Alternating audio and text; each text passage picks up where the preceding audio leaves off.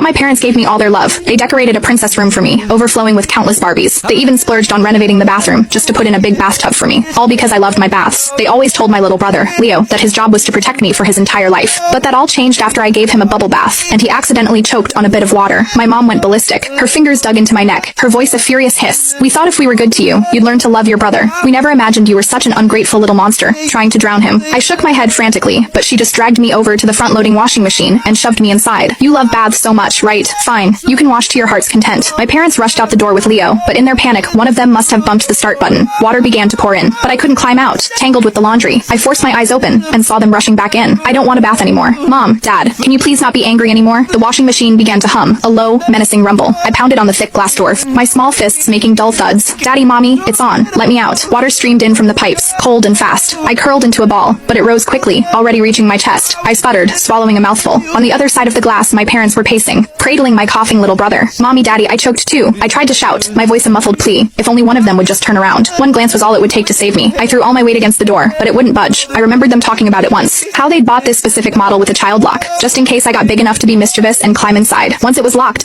for good. The drum began to twitch, then slowly turn. The icy touch of the metal walls pressed against my skin. Suddenly, the whole world jolted and then began to spin. An irresistible force threw me up, slammed me down, and threw me up again. My body crashed against the hard drum with a sickening thud. I tried to scream for help, but the moment I opened my mouth, soapy sweet-smelling water flooded my mouth and nose. Dad, Mom, dizziness washed over me, a crushing weight on my chest. I fought to keep my eyes open, desperate for one last look at them. I saw them, a blur of motion, hastily pulling on their jackets. I am so disappointed in Penny, my mom's voice cut through the roar. If she'd do this to her brother while we're right here, who knows what she does in private? She needs to learn a real lesson this time. What do we do, honey? Dad sounded panicked. Leo's been coughing forever. His face is turning red. The hospital. We're going to the hospital. Now, the machine's first spin cycle paused. The suffocating water slowly drained away, but my relief was short-lived as a new gush began to pour in. Terrified, I used every last bit of my strength to bang on the glass. Daddy, Mommy, please save me. Penny can't hold on. My mom, who was putting on her shoes, froze. She walked towards me. Mommy, help me. I whimpered, a flicker of hope igniting in my chest. I knew it. She was just trying to scare me. I'd never ever hurt Leo again, not even by accident. She reached out a hand, but not for the door handle. She stood a few feet away, her face a mask of disappointment as she pointed a finger at me. You still don't think you're wrong, do you? Trying to break the machine to show me you're angry? Penny, your brother is 2 years old. The first word he learned was sis. And this is how you treat him. You can stay in there and think about what you've done. We've spoiled you rotten, and that's how you became so entitled. I cried and shook my head, feeling the water rising up my back again. My head was still spinning from the first cycle. I weakly slapped the glass to get her attention, but it only fueled her rage. She kicked the machine, the metal frame vibrating from the impact. You dare talk back to me? No, Mommy. The water will fill the whole thing. I can't survive that. I started praying for the water to rise faster, so she'd see the danger and let me out. A soft beep echoed, and I braced myself, pushing against the walls with my arms and legs. Click the link in my bio to get the full story for free.